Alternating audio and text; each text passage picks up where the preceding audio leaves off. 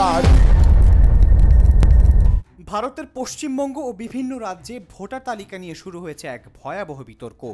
অভিযোগ উঠেছে ভোটার তালিকা থেকে লক্ষ লক্ষ মানুষের নাম বাদ দেওয়া হয়েছে, যার ফলে তারা নিজেদের ভোটাধিকার হারিয়েছেন। এ তালিকায় রয়েছেন সাধারণ নাগরিক থেকে শুরু করে সাবেক সেনা সদস্য, শিক্ষক এবং প্রবীণ নাগরিক পর্যন্ত। তাদের মাঝে অন্যতম সাদর আলম এবং ৮৮ বছর বয়সী সুপ্রবৃদ্ধ সেন। দুজনেই জানিয়েছেন বহু দশক ধরে ভোট দিয়ে আসলেও হঠাৎ করে তাদের নাম ভোটার তালিকা থেকে মুছে ফেলা হয়েছে। তার মাঝে সাদর আলম জানিয়েছেন, যিনি একসময় সেনাবাহিনীতে কর্মরত ছিলেন তিনি তার পরিচয় প্রমাণ করতে ৩০টিরও বেশি নথিপত্র জমা দিয়েছেন। এর মাঝে রয়েছে জমির দলিল, পারিবারিক রেকর্ড সহ সামরিক সনদ পর্যন্ত, কিন্তু কোনো কিছুই কাজে আসেনি। তার অভিযোগ, প্রশাসন তাকে কোনো স্পষ্ট কারণও জানাননি যে কেন তার নাম তালিকা থেকে বাদ দেওয়া হয়েছে। তিনি হতাশ হয়ে বলেন, আমার দেশ আজ আমার নয়, এটা ভাবতেই কষ্ট হচ্ছে। সেনাবাহিনীতে থেকেও যদি ভোটাধিকারের মতো অধিকার হরণ করতে হয় তাহলে সাধারণ মানুষের কি হবে?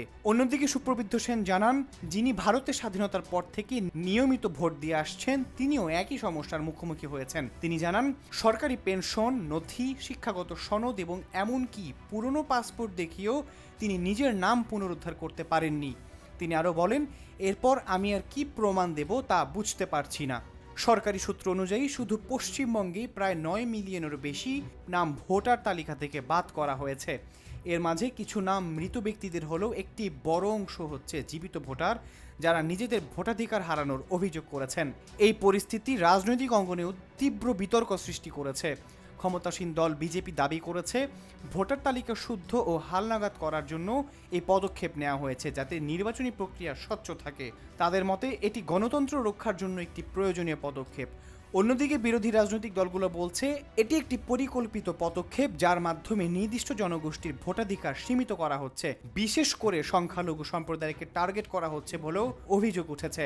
এদিকে স্থানীয় পর্যায়ে অনেক ভোটার জানিয়েছেন তাদের নাম বাদ যাওয়ার কোনো সঠিক ব্যাখ্যা আজও তারা পাননি। কিছু ক্ষেত্রে স্থানীয় কর্মকর্তারাও বিষয়টিকে পরিষ্কারভাবে ব্যাখ্যা করতে পারছেন না বলেও অভিযোগ রয়েছে। এই ইস্যুকে কেন্দ্র করে সাধারণ মানুষের মাঝে ভয় ও অনিশ্চয়তা দেখা দিচ্ছে। কেউ কেউ আরও আশঙ্কা করছেন আজ ভোটাধিকার হারালে আগামীতে নাগরিকত্ব নিয়েও প্রশ্ন উঠতে পারে। ভারতের সুপ্রিম কোর্ট এই বিষয়ে আপিলের সুযোগ দিলেও নির্বাচন প্রক্রিয়া থেমে নেই। ফলে নির্বাচনের আগে এই বিতর্ক আরও বড় আকার ধারণ করেছে।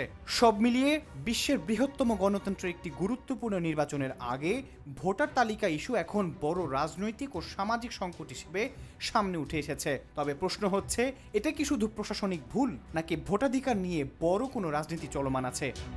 আহমদ ইমতিয়াজ, নিরপেক্ষ। নিরপেক্ষ, সত্য প্রকাশে আপোষহীন।